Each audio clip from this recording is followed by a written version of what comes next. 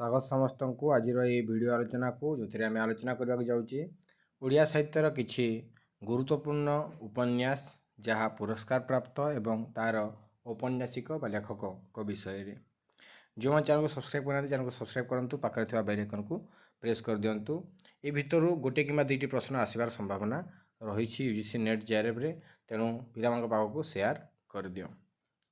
अमृतर संतान उपन्यास पई गोपीनाथ महांती 1955 केंद्र साहित्य एकाडेमी पुरस्कार रे सम्मानित। माटी मटाण पई गोपीनाथ महांती को 1964 रे ज्ञानपीठ पुरस्कार प्रदान कराଯାଇଛି। क्यों औपन्यासिकों को क्यों क्यों सम्मान मिली और क्यों उपन्यास पाई मिली केबे मिली सेटा एथिरे दिया जायछि हला। यार जो पीडीएफ दरकार तार टेलीग्राम लिंक जॉइन करि परिबो। नीलशैल पई सुरेंद्र महांती 1969 रे केंद्र साहित्य एकाडेमी पुरस्कार रे सम्मानित। नीलशैल गोटे बहुत गुरुत्वपूर्ण उपन्यास थिला आम जानिचु। एवं कुलवृद्ध पई 1980 रे से शारदा पुरस्कार पाइथिले। कुलवृद्ध होची हमर मधुसूदन दासଙ୍କ ऊपर रचित चरितोपन्यास एवं नीलशैल होची जगन्नाथंकर ऊपर जो आक्रमण होता पुरी मंदिर उपर तापर जगन्नाथंकर चिलिका रे आत्मगोपन जो थिला तांको निजे लुचाई रखा जाइथिला किछि दिन पई किछि वर्ष पई ता ऊपर ए उपन्यास रचित तार आधार रे तो उभय उपन्यास तांको पुरस्कार प्रदान करथिला। असूर्य उपनिवेश पई चंद्रशेखर रथ 1977 रे ओडिशा साहित्य एकाडेमी पुरस्कार सम्मानित होइचंती। असूर्य उपनिवेश पई सेपरि अशांत अरण्य उपन्यास पई 1987 रे सातकोड़ी होता ओडिशा साहित्य एकाडेमी पुरस्कार पाइथिले 1987 रे। जननी जन्मभूमि पई सातकोड़ी होता 2004 रे सारला सम्मान रे सम्मानित होइथिले जननी जन्मभूमि उपन्यास पई।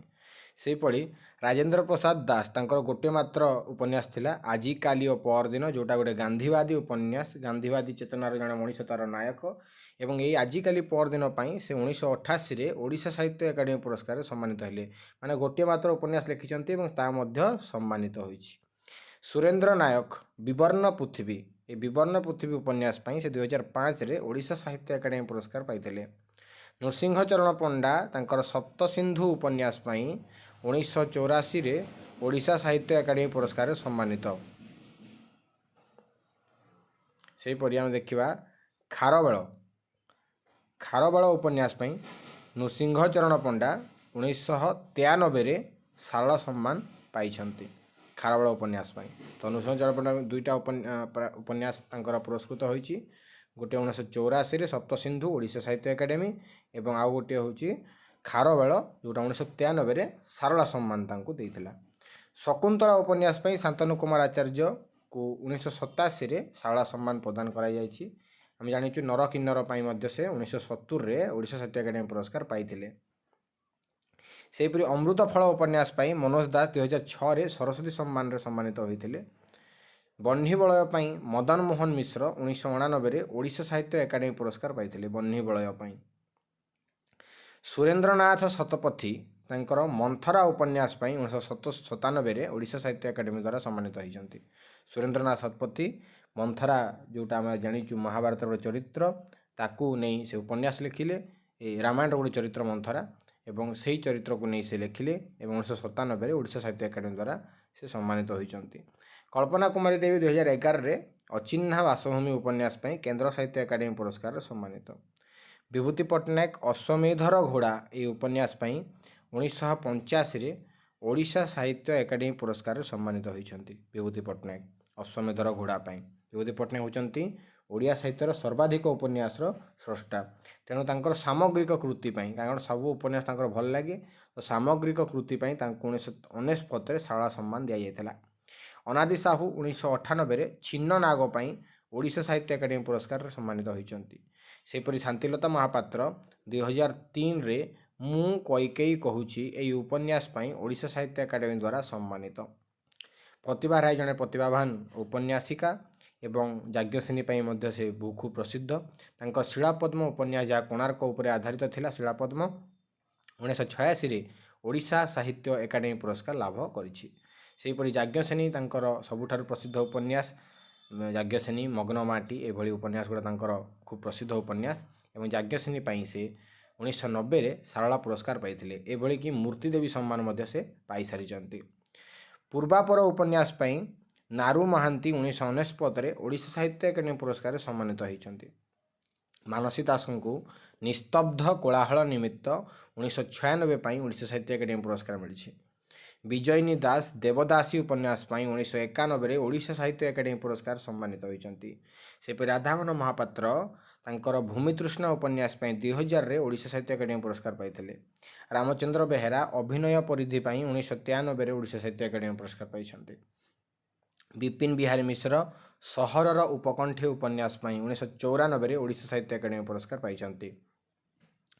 ପଦ୍ମଜ ପାଳ ତାଙ୍କର ଦୁର୍ଗ ପତନର ବେଳ ଗୋଟେ ଉପନ୍ୟାସ ତାଙ୍କର, ତା ଉପରେ ସେ ଗୋଟେ ପ୍ରସିଦ୍ଧ ଉପନ୍ୟାସ 1991ରେ ଓଡ଼ିଶା ସାହିତ୍ୟ ଏକାଡେମୀ ପୁରସ୍କାର ସେ ପାଇଥିଲେ ଦୁର୍ଗ ପତନର ବେଳ ପାଇଁ। ଛାୟାପୁରୁଷ ଉପନ୍ୟାସ ପାଇଁ ନବକିଶୋର ରାଜ 2012ରେ ଓଡ଼ିଶା ସାହିତ୍ୟ ଏକାଡେମୀ ପୁରସ୍କାର ପାଇଥିଲେ। ସେହିପରି ଇନ୍ଦିରା ଦାସ ନିର୍ବାଣ ଅଭିସାର ପାଇଁ 2014 ଏବଂ ଯୂପକାଠର ପଶୁ ଉପନ୍ୟାସ ପାଇଁ 2002ରେ ସଂଯୁକ୍ତା ରାଉତ ଓଡ଼ିଶା ସାହିତ୍ୟ ଏକାଡେମୀ ପୁରସ୍କାର ପାଇଥିଲେ। 1990ରେ ଜଗଦୀଶ ମହାନ୍ତିଙ୍କୁ କନିଷ୍କ ଉପନ୍ୟାସ ପାଇଁ ଓଡ଼ିଶା ସାହିତ୍ୟ ଏକାଡେମୀ ପୁରସ୍କାର ମିଳିଛି।